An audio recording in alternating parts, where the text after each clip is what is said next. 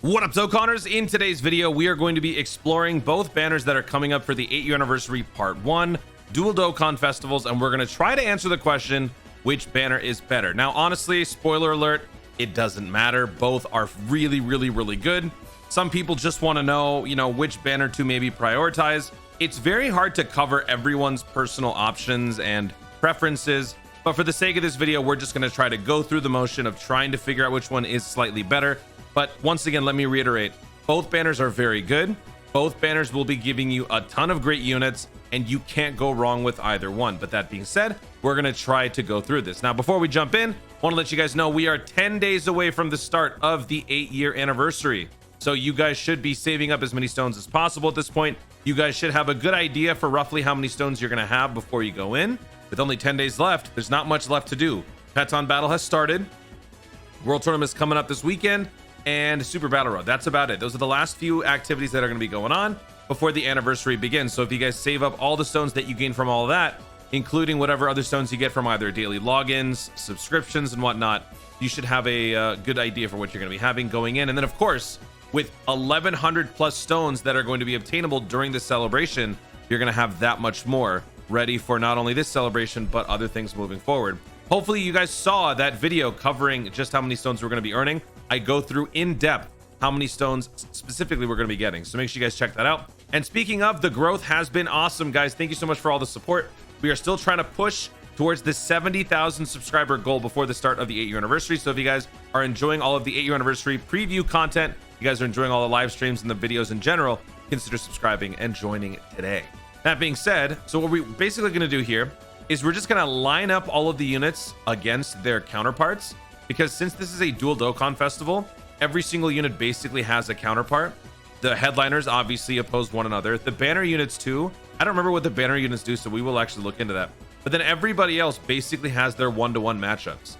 So I don't know if this is necessarily the best way to determine which banner is better, because, on paper, this kind of, if I were to eyeball it, this one kind of looks better than this one. And the main reason is because my eyes gravitate towards Gamma 1 and Cooler and the gods. But then again, if you have these units, well, what's the point of calling this banner better if you're going to be summoning on this one, right? So it's just all in the eye of the beholder. Beauty's in the eye of the beholder at this point. But we're going to do our best to just do like a one-to-one comparison. Again, it's not that big a deal. So if you guys agree, disagree, feel free to share your own thoughts in the comments down below. But let's just jump in and let's get started. Now, when it comes to the headliner units, the Spirit Bomb GT versus the Spirit Bomb Z, I did a whole video covering all of that. So for right now, I'm just going to go with that one, and I'm just going to go ahead and say that GT edges out the Spirit Bomb Z, because to me, Spirit Bomb GT is the better unit. So that's just 1 point for that. And then for the banner units, I gotta admit, I just don't even know what they do. So I actually have these guys pulled up here. So let's take a look at what these guys do. We'll start with Super Saiyan 3 Gotenks and Piccolo. So this is a Gifted Warriors 130% lead. Raises attack permanently, causes supreme damage. Raises defense, causes supreme damage. Because it's Gotenks, I'm assuming this is like different levels of key. Yeah. Charging Ultra Boo Volleyball attack. That is key 9 to 11. And then key 12 is Vice Shout. Okay, so max key gives you the defense boost, which is good. If you want to go less than that, you would get the attack boost. I do like that this is at least the this is the 12 key option. Attack and defense plus 100%, plus an additional attack and defense plus 150 when performing a super attack. High chance of randomly changing key spheres of a certain type to rainbow. Recovers 5% health per rainbow key sphere obtained. Okay. Plus an additional attack plus 50% and launches an additional attack that has a high chance of becoming a super attack when key is 11 or below. So you're more likely to get multiple attack boosts when you're below key 11.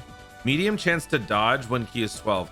This is a very weird and wacky unit. I don't know what to think about this. Okay, so that's him or them. Now we're looking at this one. This is a GT Boss's sub lead.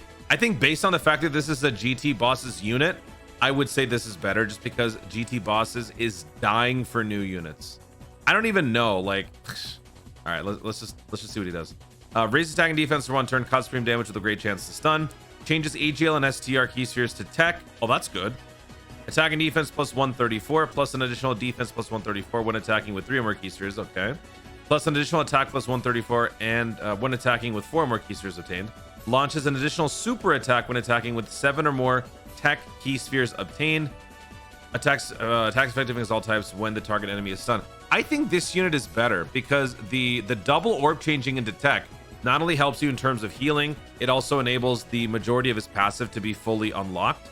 So I think that this is actually a better unit with a guaranteed additional super attack on top of what you would likely give as more additional. You could be launching 3 super attacks, raising your attack and defense 3 times, and then depending on how many stats you gain, I think this guy's probably the better unit. So I'm going to go ahead and say that the banner unit actually goes to Spirit Bomb GT. Again, you know, don't take my word as gospel. This is very much my opinion. Yours may be different. So right now, Spirit Bomb GT banner is winning. Now, Gamma 1 and Gamma 2. I don't think there's any question. Gamma 1 is better. He's got guard. He's got damage reduction. He's got the propensity for critical hits. But the most important thing is that he's got that resiliency. You can run this guy on his own against red zone events because he is a reliable tank. And to me, that is more valuable than a unit that can just shoot out attack after attack after attack, gaining quite a bit of momentum, sure, but still, all that stat boosting won't matter if you get hit with a, you know, a cell max level super attack. So I think Gamma 1 wins that one easily. So we're going to go ahead and give that one to Spirit Bomb Z. The AGL Super Saiyans or Cooler is better. If you guys have seen all of the content from the worldwide download celebration, you would understand why. This unit is just that good. Then we're going back to the worldwide download from the Namek Saga. Okay, so this one's kind of a toughie because any Goku event that you fight, Frieza gets an automatic critical, and you do Destructo level damage.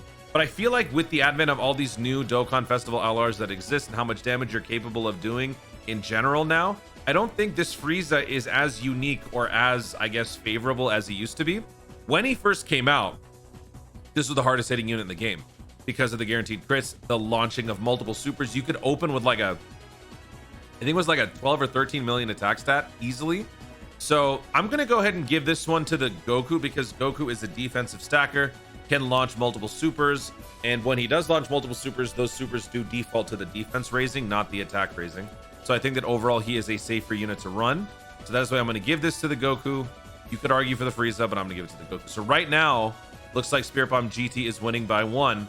And then we come to this. Now, this one's kind of tough because all throughout the year 7, I have been saying that the gods are actually better. I initially thought that the monkeys were better, but because of the dodge and counter situation, I was not really on board with the monkeys that much after that. The Super Saiyan 4s kind of dropped off in terms of appeal for me. And with the movie heroes category getting such a massive boost with, you know, banger after banger after banger, I have been saying that the LR gods from 7 year have been my favorite unit to run, and that still stands. So I think based on my experiences so far, yeah, the counter and the dodge thing has now been split up, which is important. And these, you know, the Super Saiyan 4s are really, really good. But I think based on the category, based on the impact on the category, and overall just type matchups on some of the marquee events that I'm running these days, I think I got to give the edge to the gods, which feels like such a betrayal because I'm such a Super Saiyan 4 stan.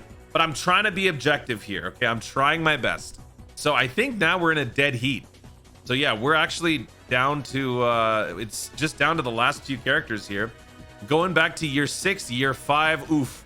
So we're looking at Ultra Instinct versus Royal Blue. I do not like Ultra Instinct because if you don't get that dodge, you die.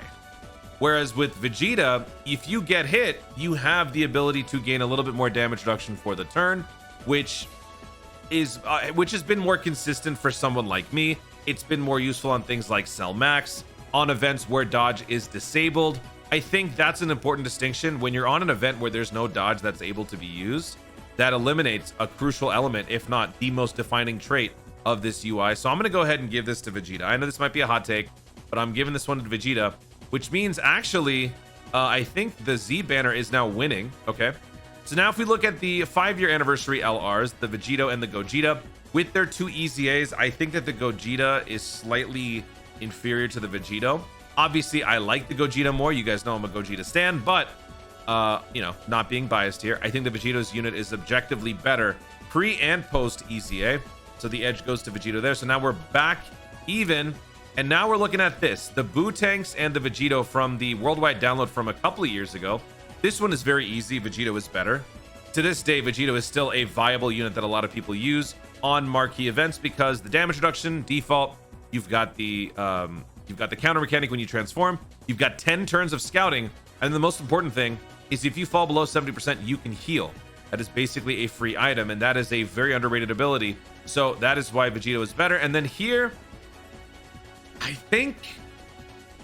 don't know. I think Goku might be better. I actually don't. You know what? Let's actually take a look at this one. This one's hard to actually figure out. Let me see. So let's go to their TURs. TUR Vegeta. He gains attack per GT heroes attacking in the same turn. He gets attack and defense plus 10% when performing a super attack per key sphere obtained. But the Goku is just straight up attack. And the amount of damage that you can actually do is really, really good, to the point where this guy can actually compete with some of the modern day LRs. So I think that actually this Goku is the better unit. As much as I want to go with Vegeta, I think Goku is better. So please don't tell me we tied. So tie. Oh gosh, we actually, it's a dead heat. It's a dead heat. They're both at 5, I think. Yes, it's 5-5. So I actually can't even decide.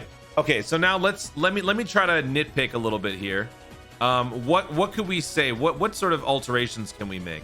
I guess some people would maybe argue that the Ultra Instinct is better because, you know, with the 70% chance to dodge, only 3 times getting hit. Nah, that just doesn't work for me. Nah, I think I can't decide. I'm just gonna say, based on the fact that the Spirit Bomb GT is the better unit, I guess that counts for double. I don't know. I really don't know. I'm gonna go ahead and just say that the Spirit Bomb GT banner is better, but in all honesty, you could really go either way. With all of these featured, I mean, like Gamma 1, Cooler, Vegito, and the Gods, you would argue that this is probably the better banner. But then you look at the other ones, literally the other ones that I didn't mention, this banner is better. Actually, you know what? Let's go with the Goku. I think the Goku versus Frieza debate will decide this. The Goku is the safer option, sure, but if you're trying to live a little, give the edge to Frieza. So I think the answer is now clear. The better banner is Spirit Bomb Z, but the better unit is Spirit Bomb GT. So the moral of the story is, don't think, just summon. And summon on both. Get a lot of summons in, get a lot of free tickets, use all the ticket deals that we're going to be getting throughout the anniversary, have a good time, dabble in both banners, and let's see what happens. That's about all I can tell you. You guys wanted to know what I think about these two banners. There you have it. It's so tough to decide, but I had to come to a conclusion. So therefore, Spirit Bomb Z banner gooder than, I know gooder is not a word. Better than Spirit Bomb GT. All right, there you go. I have spoken. Guys, thank you so much for watching. If you enjoyed the video, be sure to leave a like down below. Let me know in the comments, which banner do you think is better out of the two? Is there a reason why maybe one is way better than the other one? Is it too close to call? Did you agree with my takes? Did you think I was off on certain matchups? Let me know your thoughts about all of this and more in the comments down below. Also, be sure to subscribe for more Dokkan content in the future and click the notification bell so that you let YouTube know when I say more of my stuff. Do it. Thanks again. Stay tuned and always remember to Dokkan responsibly.